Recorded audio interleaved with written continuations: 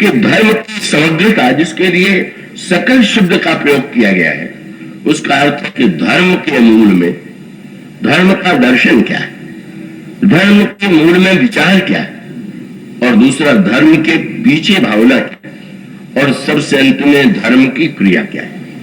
जैसे आप स्वस्थ तब है जब आपका मस्तिष्क भी ठीक काम करे, आपके हृदय भी ठीक कार्य करे, और आपके अंग प्रत्यंग भी ठीक ठीक काम करे।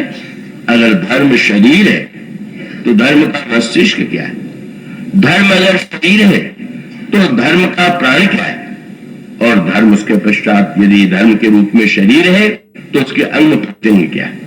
ये धर्म की पूर्णता जैसी भरत के व्याख्या में है, कहो उन्हें छोड़ करके और किसी में नहीं। और इसीलिए जब गुरु वशिष्ठ ने कहा कि पिता की आज्ञा का पालन करना धर्म है, राज्य ले लेना धर्म है, प्रजा का पालन करना धर्म है, शास्त्रों में सब कुछ यही कहा गया है।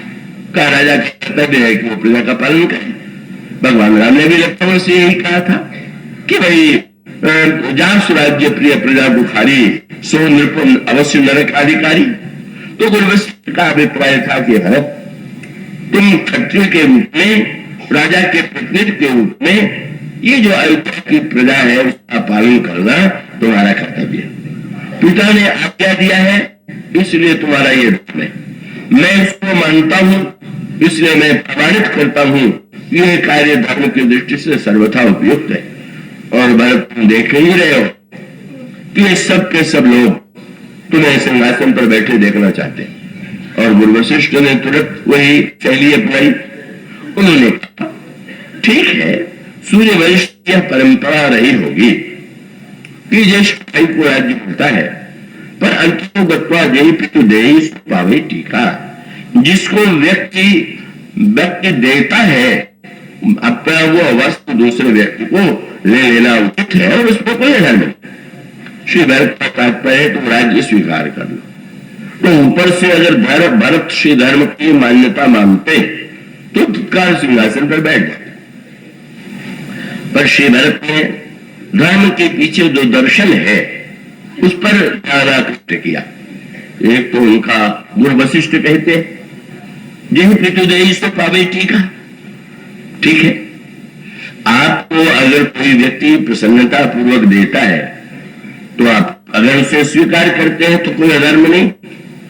पर श्री भरत उससे भी आगे बढ़ करके एक प्रश्न उठाते हैं। उन्होंने कहा ठीक है, दूसरा व्यक्ति अगर प्रसन्नता पूर्वक दे तो ले लेना चाहिए, पर लेने के पहले पता लगा लेना चाहिए कि अपनी वस्तु दे रहे हैं कि दूसरे की उठा के दे रहे हैं। हाँ, वही सूत्र। उन्होंने कहा आप कहते हैं पिताजी ने कहा तो राज्य ले लेना चाहिए, पर पहले निर्णय तो हो जाए राज्य किसका है, उनको देने का अधिकार है कि नहीं। और वो प्रश्न उन्होंने बार बार प्रस्तुत किया, राज्य है किसका। और दोनों ने कहा भरत, अगर मर्यादा और सत्य की दृष्टि से देखें तो आप स्वयं मानते हैं। और मानो वो गुरु वशिष्ठ ने वाक्य कहा था कि पिता की आज्ञा का पालन करना धर्म है, और श्री भरत ने कहा पिता, गुरु और माता की आज्ञा का पालन करना चाहिए। पर एक अंतर था, गुरु की आज्ञा का पालन किया श्री भरत ने कि नहीं किया, ऊपर से लगता है नहीं किया, पर उन्होंने सच्चे अर्थों में जो गुरु की आज्ञा थी उसका पालन किया। और उसका सूत्र कृपया पूरे एकाग्रता से आप सुन रहे हो। श्री भरत का तात्पर्य यह था कि गुरुदेव, जब महाराज के पिताजी ने आपसे यह आज्ञा मांगी कि क्या अयोध्या के राज सिंहासन पर मैं राम को आसीन करूं, तो आपको निश्चित रूप से आप आचार्य त्रिकालज्ञ आप कह सकते थे कि नहीं, इस प्रश्न पर अभी विचार करने की आवश्यकता है। पर आपने गुरु वशिष्ठ ने श्री महाराज दशरथ से जो वाक्य कहा था वो वाक्य बड़े महत्व का था। उन्होंने कहा दशरथ, तुम, क्योंकि महाराज दशरथ ने कहा कि अगर सिंहासन देना है तो आप कोई मुहूर्त बता दीजिए। तो उन्होंने कहा कि मुहूर्त वेग विलंब न करिए, स्वाजी स्थायी समाज विलंब मत करो, तत्काल बैठाओ। महाराज मुहूर्त क्यों नहीं, शास्त्रों में महापुरुष तो मुहूर्त में कार्य करते हैं। तो उन्होंने कहा वो जो तुम्हारे पुत्र के रूप में दिखाई देता है वो मुहूर्त तो थोड़ा ऊपर ही है, और सचमुच वह संकेत तो उनके अवतार काल में ही आ गए। श्री राम नवमी को अवतरित हुए तो मानो काल की सीमा में आ गए, लेकिन जब 1 महीने तक सूर्य रुका रह गया और काल की गति रुक गई तो संसार को पता चल गया कि काल की सीमा में दिखाई देने वाला वस्तुतः काल की गति को मोड़ने आया है, रोकने आया है, लौटाने आया। और साथ साथ वो तो मुहूर्त क्या उसके विषय में तुम जानते हो, तुम्हारा पुत्र कौन, तुम्हारा तो वात्सल्य भाव उनका सुनो न जास मुख पश्चिता ही, वो तुम्हारा पुत्र ही नहीं है, वह साक्षात ईश्वर है। और वह ईश्वर ये है कि जिसके विमुख जाने पर व्यक्ति को पश्चाताप होता है।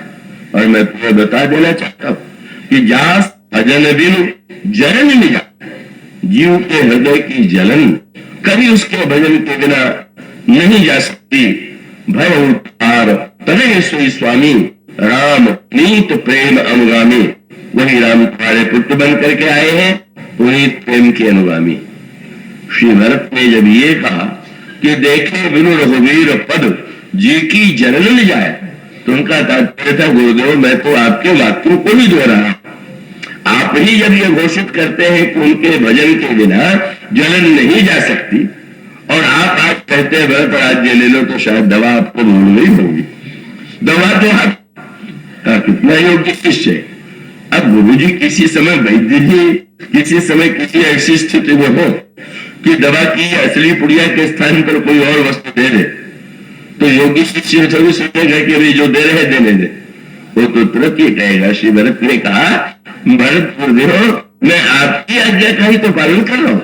जब आप स्वयं ये मानते हैं कि ईश्वर के भजन के बिना कभी भी जलन शांत नहीं हो सकती, और आप ही आज कहते हैं कि सिंहासन पर बैठ जाओ, इससे समस्या का समाधान हो जाएगा, तो मैं तो नहीं समझ पाता कि आपका सत्य कौन सा है जो आपने कहा पिताजी से।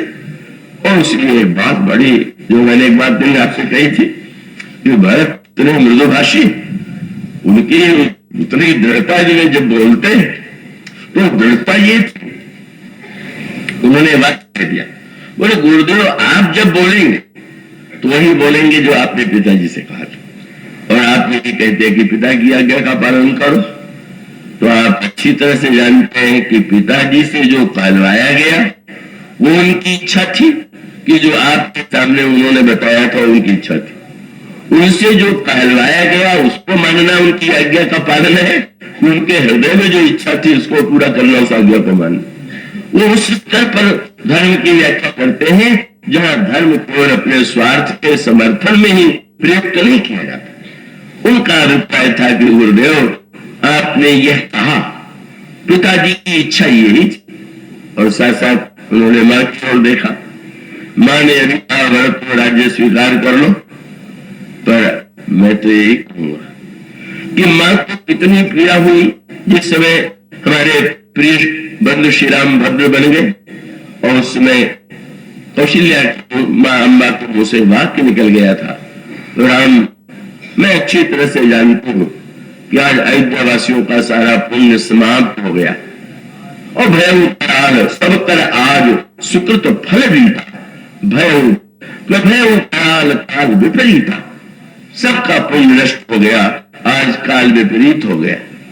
और आज मां वही मां जब कहती है कि भरत सिंहासन पर बैठ जाओ, तो गुरुजी आप भी सचमुच जो बोल रहे हैं वो आप थोड़ी बोल रहे, आपके साथ साथ मां जो कह रही है वो मां की वास्तविक वाणी नहीं।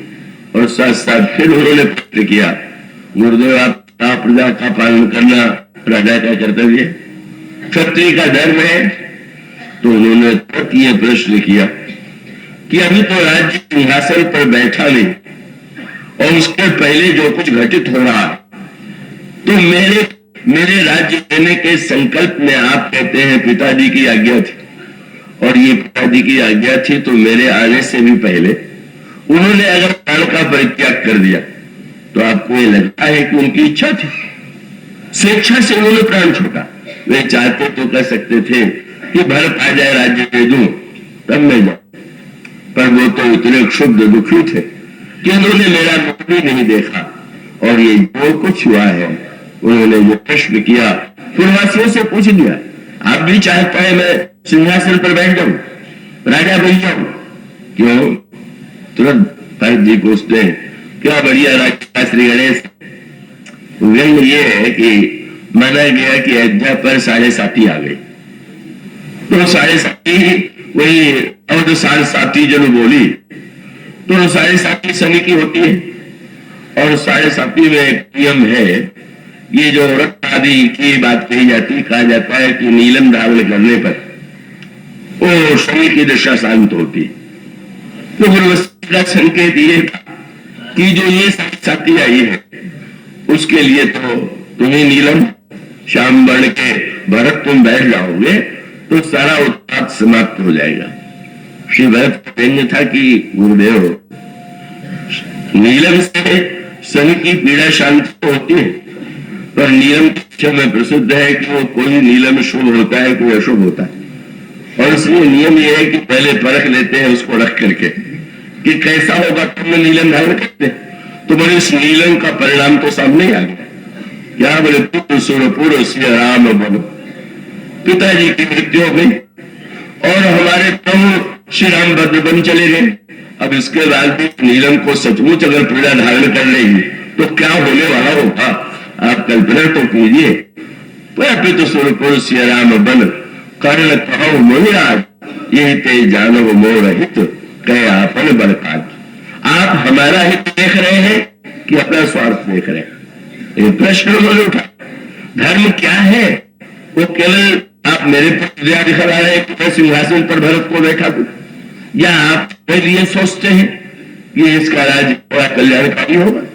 जिस राजा का राज्य उसके संकल्प साकार होने से पहले ही कोई दुख की सृष्टि कर चुका हो, जिसके मूल में असत हो, छल हो, कपट हो, स्वार्थ हो, आप ये समझते हैं कि वह भरत सिंहासन पर बैठ करके अच्छा राज्य चला सकता है?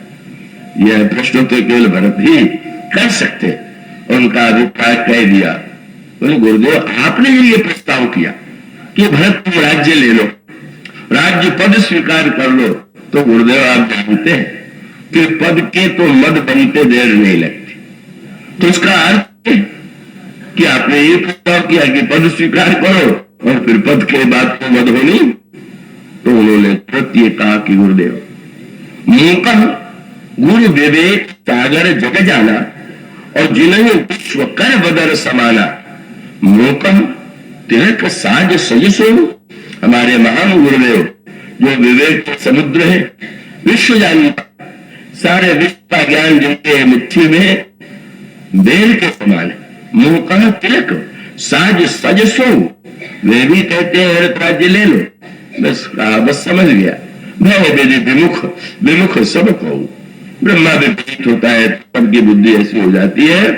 और इतना कठोर शब्द उर्दू भाषा में कह दिया, गुरुदेव आप नहीं बोल रहे और कौन नहीं, कोई नहीं बोल रहा। कौन? बोले, तुम चाहो सुख मोह पर मोहिते अधम के राज। केवल आप वाणी से मोह बोल रहा है, पिताजी की वाणी हृदय में कुछ और था, वही सत्य है। माँ के हृदय में जो था वही सत्य है।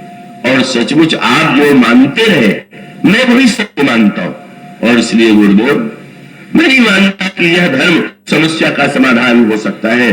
समाधान यही है कि अगर नीलम से शनि की दशा शांत होती है तो यह नीलम अशुभ सिद्ध होगी, पर जो चित्रकूट में नीलम है उसी को लौटा करके फिर से धारण कर लीजिए तो देखिए सारी ग्रह दशा शांत हो जाएगी। अगर बात रोग हो गया है और वो काम का बात है, तो जब राम आएंगे तभी काम बात शांत होगा, जहां राम पर काम नहीं। और अगर भोग के कारण विच्छू के दंश अनुभव हो रहा है तो मिटे योग राम फिर आए। श्री राम को सिंहासन पर आसीन करना धर्म है कि केवल स्वार्थ की पूर्ति के लिए धर्म की बुआई देना धर्म नहीं।